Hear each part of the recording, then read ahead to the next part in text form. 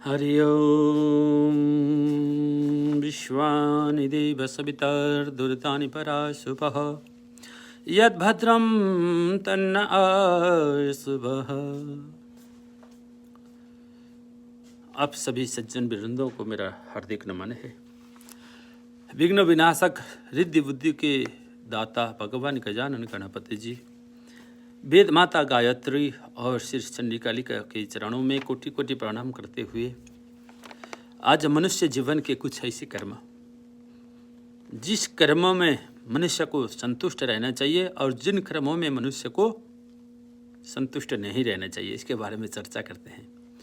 जैसे हमारे नीतियों में बताया गया है, उन नीतियों के मुताबिक हम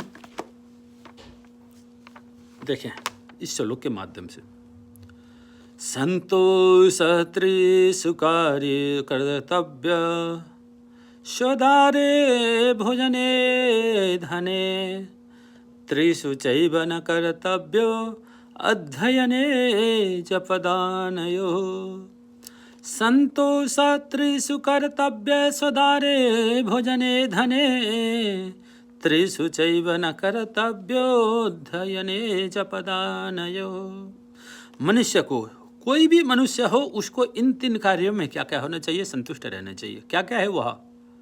संतोष त्रिषु कर्तव्य, वह तीन कर्तव्य क्या क्या है जिसमें संतोष रहना चाहिए। सौदारे, अपनी पत्नी में जैसी भी हो, एक बार शादी हो गई, अब उस पत्नी जो भी है, जैसी भी है, उस पत्नी के साथ संतुष्ट पूर्वक जीवन यापन करना चाहिए, तभी जीवन सुखी बन सकता है।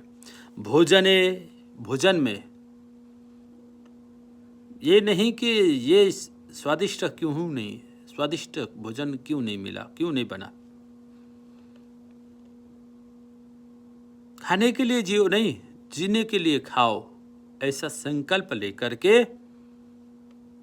और धने, दूसरे का धन देख करके दुखी मत हो। अपने पास जितना है मेहनत करो, परिश्रम करो, सत्य का मार्ग अपना करके सत्य के साथ में आगे बढ़ो, जीवन सार्थक बनेगा और संतोष जहाँ होगी वहीं आपका क्या होगा? कल्याण होगा। लेकिन तीन कार्यों में आपको संतुष्टि नहीं होना चाहिए। अध्ययन, जप, दान। क्या? अध्ययन। जहाँ भी जब भी समय मिले अध्ययन का कर्म आपका नित्य निरंतर, ज्ञान की जो परिभाषा है ना, इसी में आती है अध्ययन। जप और दान करने में कभी भी पीछे ना हटो। जहाँ भी जब भी हो भगवान का नाम संकीर्तन, और देने की बारी जहाँ भी आए दान दो।